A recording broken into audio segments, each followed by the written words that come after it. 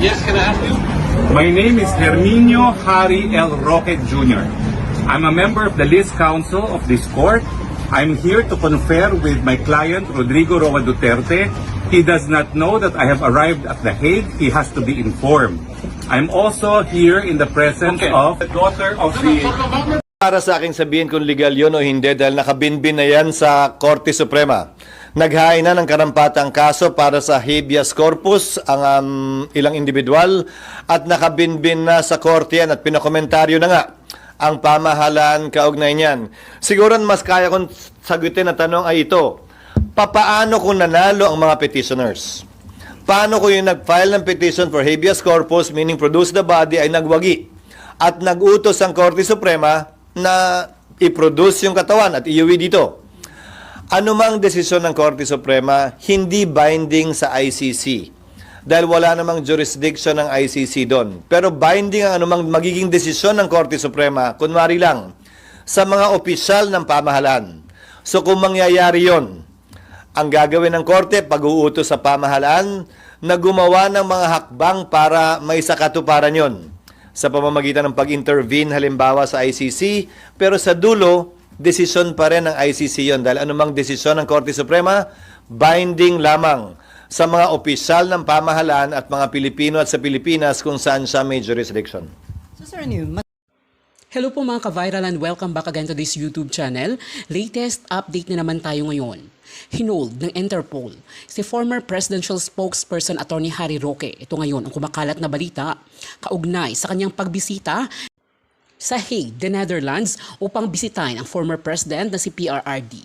Nasa bansang Hague, the Netherlands si Roque kasama si VP Sara Duterte at Senator Robin Padilla para formal na magiging legal defense ng former President Rodrigo Duterte laban sa kasong crime against humanity na isinampa sa ICC.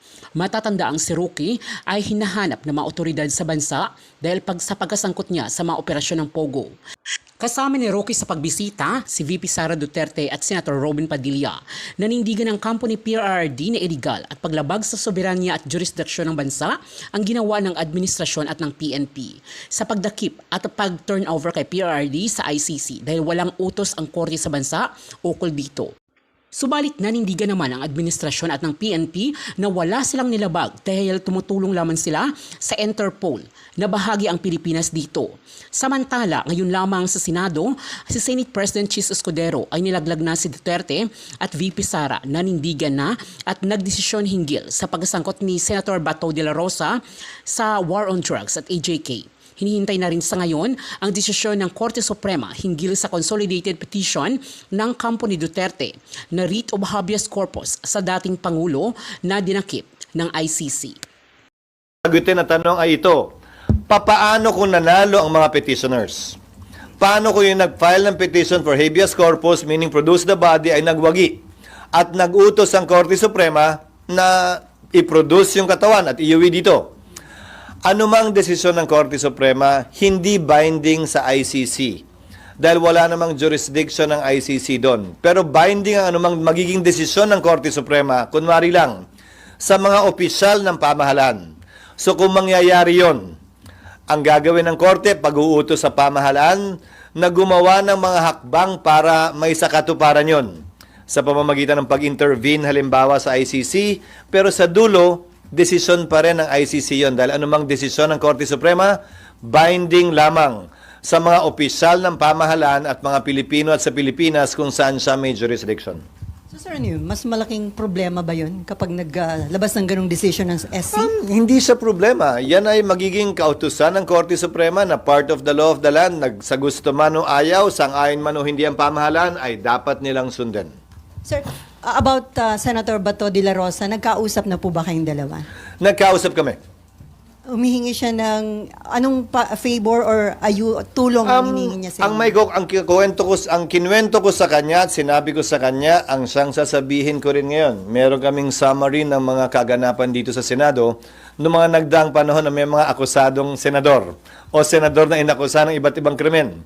Kung maalala nyo, kaugnay ng rebellion complex with murder ng laban kay dating Senador JPE, Senator Enrile. Yung kaso laban kila Senators Enrile, Revilla at Estrada. yung kaso laban kay Senator Lacson, yung kaso laban kay Senator De Lima, yung kaso laban kay Senator Trillanes. Ito yung iba't ibang sitwasyon kinaharap ng Senado kung saan may kaso laban sa kanila. At ang naging pasya ng Senado ay ito, hindi nakabase sa batas, pero nakabase sa tinatawag na institutional courtesy. Hindi papayagan ng Senadong arestuhin ang sinumang miyembro niya sa loob ng Senado. Lalo na kung merong sesyon.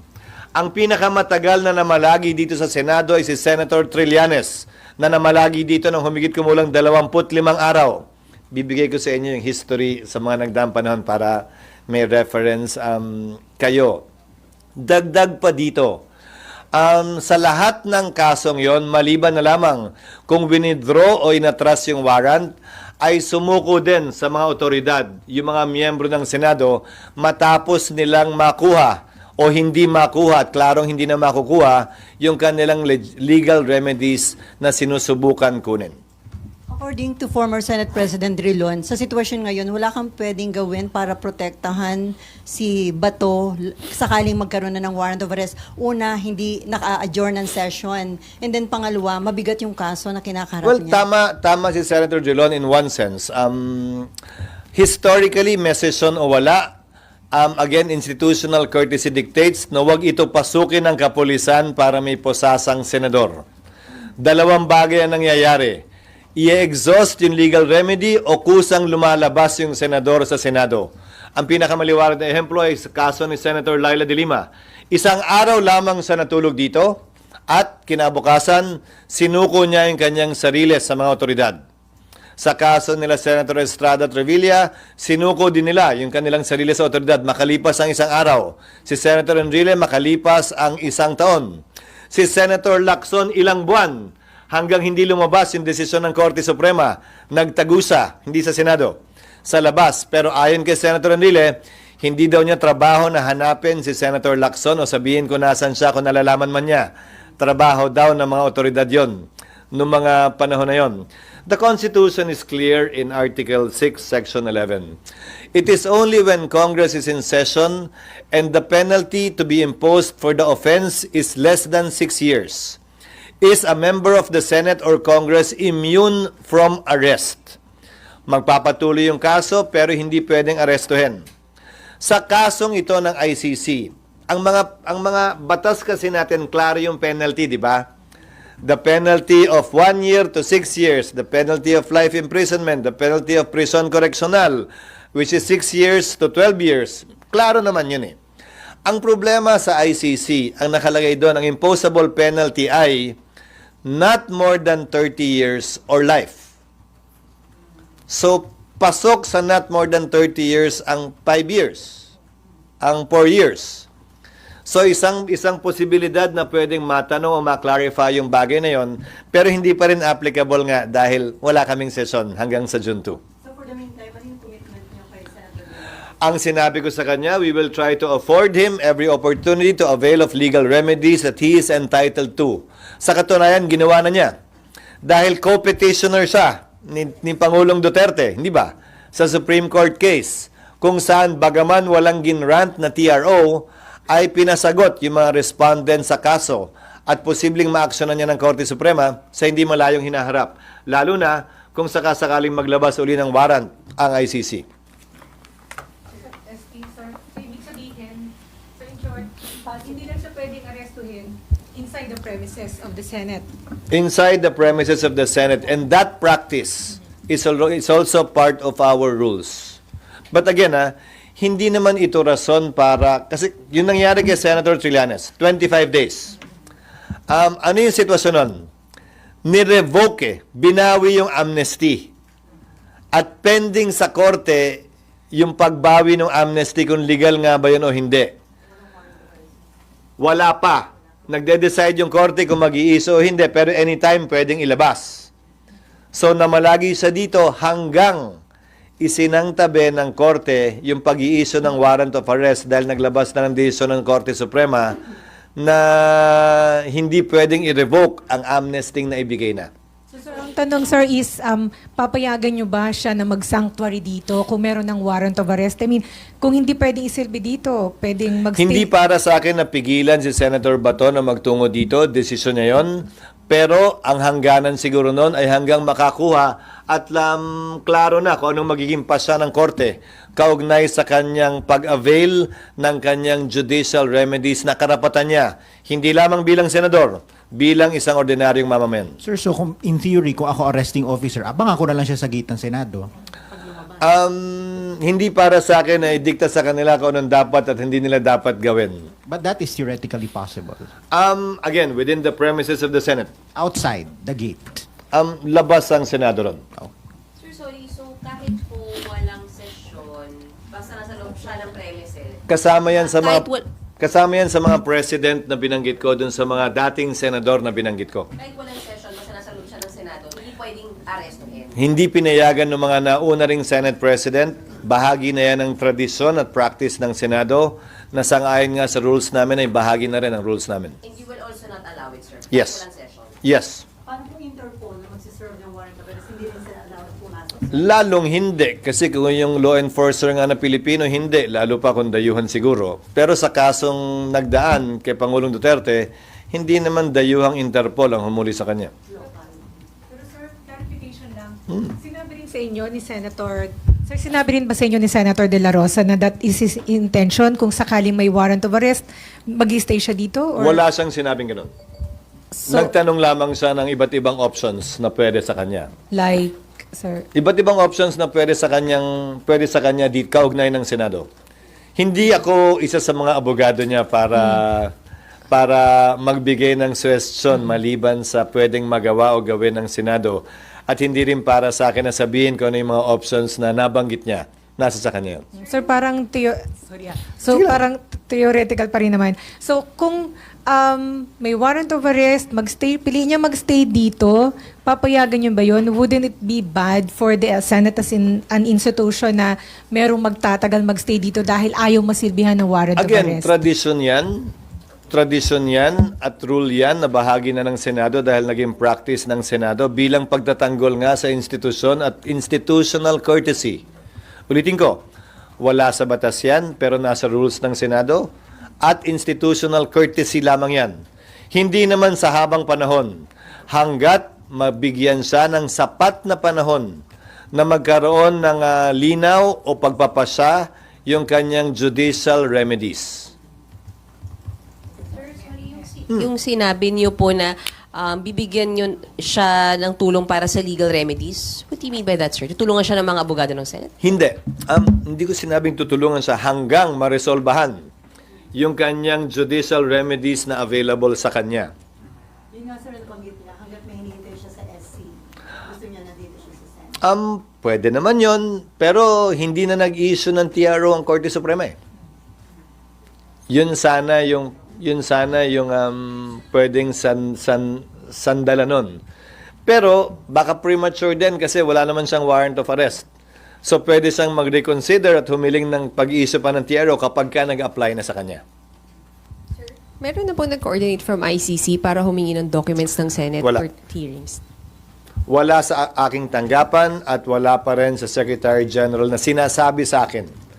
Naaasahan ko namang sigurong sasabihin agad sa akin pag may ganun. Sir, dahil matindi na daw yung divisiveness na naidudulot nito sa bansa, sabi ni Senator Amy, mahalaga na ma-establish kung dumaan sa due process, kaya meron siyang hearing on Thursday. Sa tingin niyo, makatutulong yun yung, para ma-address yung concern ng marami at yung tanong na marami na dumaan ba sa due process? Pero, kung ang concern ni Senator Amy ay grabe na yung divisiveness o pagkakawatak-watak natin, de sana ang maging dulo ng kanyang pagdinig ay maghilom tayo at magkaroon ng pagkakaisang muli at hindi lalo pang dagdagan yung divisiveness o pagkakaaway-away natin. Kung yun ang pakay niya, sang-ayon ako sa pakay na yon. Para mabigyang linaw, tulad ng mga binanggit ko ngayon, para mabigyang linaw ilang katanungan na meron ang ilan sa ating mga kababayan at mga alinlangan na meron sila marahil kaugnay nito, o mga pangamba na meron sila kaugnay nito. Sana hindi makadagdag yung pagdinig na niya kaugnay sa lalong paglalim pa ng sugat at hidwaan sa pagitan ng ating mga kababayan. Pero sir, do you It's not for me to support or not. I support every undertaking of every senator, and dependency of a case should not prevent that.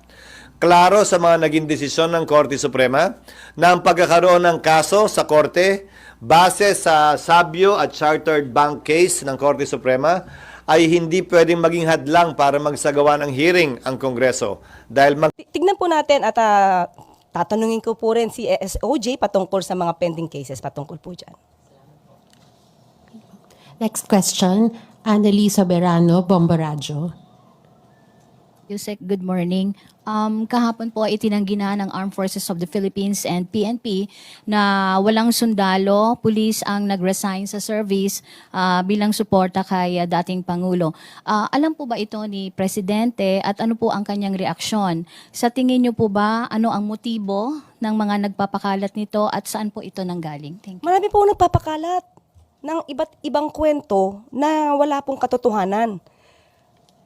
Sa atin pong paningin, ang pagkakalat po ng mga gintong klaseng kwento ay para po mas lumaki ang simpatya sa dating Pangulong Duterte. Pero tandaan po natin, sabi nga po natin, ang mga taong bayan, sana po imulat nyo ang inyong mga mata. Tingnan nyo po kung ano ba talaga yung katotohanan. Muli, wag natin iwan yung issue ng extrajudicial killings. Meron pong mga namatay. Meron pong mga nagrereklamo. At ang mga nagrereklamong ito ay noong pa po 2017. Hindi po ito sa panahon ni Pangulong Marcos. Okay. Sa mga nag-resign, wala pong katotohanan. Ayon po kay General Fajardo, wala pong katotohanan na may nag-resign. Kung ito man po ay may kaugnayan sa pag-surrender ng gobyerno kay dating Pangulong Duterte sa ICC through the Interpol, wala pong nagre-resign ayon po kay General Fajardo.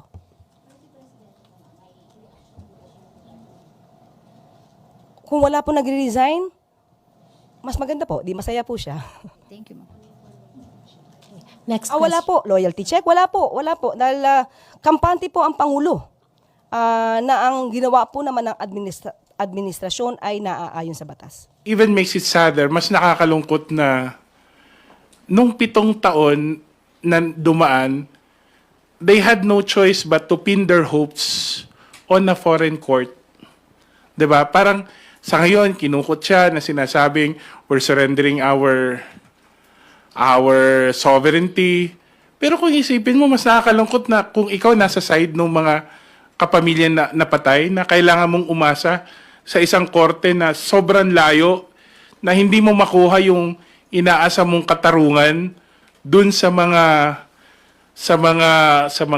pulis, sa mga korte dito mismo sa bansa natin. And I think this is for me the impact of what's happening yesterday. 7 years pinagkait sa kanila any glimmer of hope na magkakaroon sila ng hustisya, at kahapon dumating yon. At alam kong may trial pa na susunod. At meron pang pagkakataon, kahit si former President Duterte, may pagkakataon din siyang i-defend ang sarili niya. Pero in the end, let's allow justice to take due course. Let's not reduce this to a political narrative. Let's not just look at the political motives of whosoever, di ba? Isipin naman natin yung buhay na nawala, yung mga taong napatay. Yun talaga dapat ang nakatuon ng atensyon natin. Kahit sino naman siguro, mapresidente man siya o hindi, kung di umano ganyan ang krimen na ginawa nila, I think they should be made accountable for that. Thank you, Kong. Follow up lang doon. Should there be any firmer legal action as of now, given na maybe si Nana Yunina ay representasyon din ng ilan sa mga kaso na until now, sadly, may mga men in uniform na mga ilan na service pa rin nasangkot sa nakaraang madugong war on drugs, and parang on the local scope, ini-implement pa rin nila yung somewhat hindi bigay yung police report, hindi ibigay yung mga tanong sa kasagutan nila. And then, pwede bang yun ang maging sentro sa pagtuloy ng Quadcom? Well, tama ka doon. Siguro itong isang magandang nangyari from the Quadcom is that lahat ng ito ay nailabas natin. At kung sino man ang nagtatago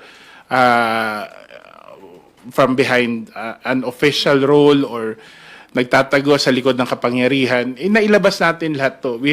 We were able to give some breathing space siguro na lang naman para doon sa pamilya ng mga AJK victims, no?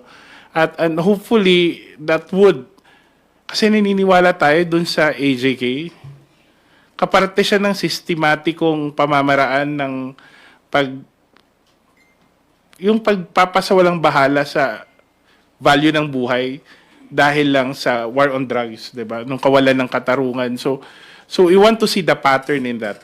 And hopefully with what we've learned from the Quadcom, and as the Quadcom progresses, ito yung sinabi kanina, we're hopeful that more and more of our police officers and those who were actually involved in implementing it, especially those yung sumunod lang, yung naipit doon sa kill quota, yung mga naipit doon sa promotion, magkaroon ng pagkakataong ilahad din yung katotohanan ayon sa kanilang nalalaman.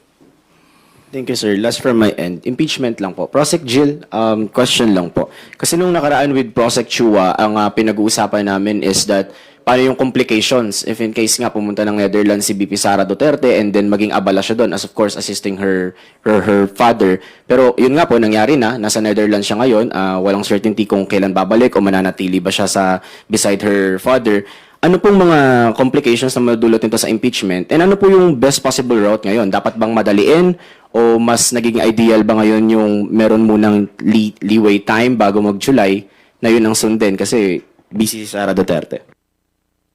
Well, first and foremost, it has the Senate should act whether or not to convene themselves as an impeachment trial court. No, again, we're not saying na ito po ay dapat gawin na, but it's the Constitution, no, the constitutional provision that the trial by the Senate shall start forthwith. So, with respect to that, wala na ho kaming magagawa doon no? Nasa kamay na o yung bola nasa Senado na, no? So, let's wait and see, no, kung kailan nila po aaktuhan 'yan. Pangalawa, siguro malalaman natin kung ano yung magiging implikasyon once na nag-start na ang impeachment trial. For now, of course, as a daughter, as the Vice President, pumunta siya para mag-assist sa kanya pong tatay na si Pangulong Duterte. So, hindi pa namin makita kung ano magiging implication nito. But most probably, if the respondent, no less than the Vice President, has to file his answer to the impeachment complaint, of course, she has to sign that particular pleading. No, she has to take an oath before a notary public. Sir, will you please enlighten us, non-lawyers, regarding doon sa contention ng legal panel ni former President Duterte? Kaya sila nag-file ng petition for certiorari and TRO and now habeas corpus sa Supreme Court na nagkaroon daw ng procedural lapses doon sa execution ng arrest warrant from ICC kasi supposed to be daw, even Senator Cayetano, sinabi niya na yung arrest warrant ay dapat i-validate pa ng local competent court before na-i-execute. Okay. With respect to that issue, no, I haven't read their petition, no, petition for certiorari and the petition for writ of habeas corpus, but well, I assume that their contention is that there were procedural lapses in the implementation of the warrant, number one, because according to them, probably the Philippines should not recognize that warrant, no, because we are no longer a party or a member under the Rome Statute. So, yun yung sinasabi nila. Well, my understanding of this issue is that the warrant of arrest was validly issued by the International Tribunal, particularly the ICC. And although the Philippines is not a member, is no longer a member of the Rome Statute, but the warrant of arrest was coursed through the Interpol, no, of which our country, the Philippines, is a long-time member of this organization. And under that, we are duty-bound, we are under-obligated to effect and implement the warrant. So, being a member, meron ho tayong obligasyon, no, na through our Philippine National Police or the law enforcement agencies to implement and effect the warrant. So ginawa lang naman ng ating pong gobyerno yung kanilang trabaho na with the issuance of the warrant of arrest, kailangan nila po yun i-serve kay Pangulong Duterte. At yung sa petition for writ of habeas corpus, of course, they really want the body of President Duterte, to be returned in this country. But I guess it should be a matter that the Supreme Court should decide. And also, there are legal remedies available on the part of the respondent, on the part of President Duterte. So probably they can file a motion or a petition with the ICC, considering that in a few hours, of course, the president will be turned over to the authorities of the ICC, which has the jurisdiction over the case. And yun po yung mga kailangan natin abangan. And again, as mentioned nga, this is unprecedented. Hindi pa to nangyari before eh. And that is why, well, once and for all, for the Supreme Court to decide with respect to that issue, regarding that procedural lapses. And of course, hindi yung fact na kailangan po i-validate, by being a member of the Interpol, of course, as part of the global community, we should cooperate with respect to transnational crimes like terrorism, cyber crimes, hijacking, human trafficking. So these are crimes that are being committed across the country. For instance, let me illustrate. What if a particular individual, a foreign individual, committed a serious crime, for instance, crimes against humanity, in a particular foreign country, at yung akusadong yon lumipad dito sa ating bansa, to seek, probably para makapag-evade ng justice, para magtago, and the ICC issued a warrant, for that arrest of that particular person. So, ano bang gusto mong ibig sabihin? Hindi ba kikibo ang ating pong bansa na hulihin ang isang individual na gumawa ng isang seryosong krimen sa ibang bansa? So, magiging pangit ang implikasyon nito. Baka isipin ng mga mamamayan o na ibang mga neighboring countries na baka magiging safe haven for criminals itong ating bansa if we will not comply with our obligation under Interpol. So again, we have to respect the legal process. We have to trust the legal process.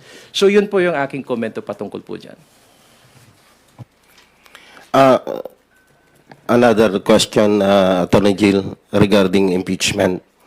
Sir, can you confirm na based on the information from the Senate, na supposed to be this day, magkakaroon kayo ng ocular inspection mismo doon sa nire-request nyo na room assignment, pero pinospone daw kasi this afternoon magmi-meeting uli ang prosecution panel regarding the next move on the impeachment against the Vice President after the arrest of former President Duterte. Well, probably an official request was already sent to the Senate, for us to asking the Senate, through the Senate President, na bigyan po kami ng isang kwarto, in anticipation for the trial, wherein doon ho kami tutuloy at doon yung mga paghahanda na gagawin namin bago po magsimula ang impeachment trial. Pero kami pong mga public prosecutors, together with the private prosecutors, ay nagkaroon po ng pag-meeting kahapon. At ganun pa din yung aming pong paghahanda sa magiging impeachment trial. Of course, yung division of labor or yung assignment of task were already given to the respective members of the prosecution panel. Let's wait and see what would be the next move of the prosecutors dito pong mga darating na araw. But then again, if given the chance, mabuti na din po na magkaroon kami ng pagkakataon na makabisita, at least parte po ng aming preparasyon yan sa aming trial. We have to be familiarized, no, with the environment wherein doon po mangyayari yung trial. So parte po yung ng aming pong mga preparasyon.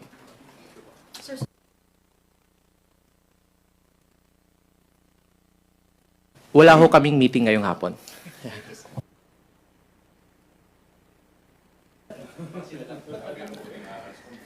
Thank you, Vic. Lenes Capanti from GMA Online.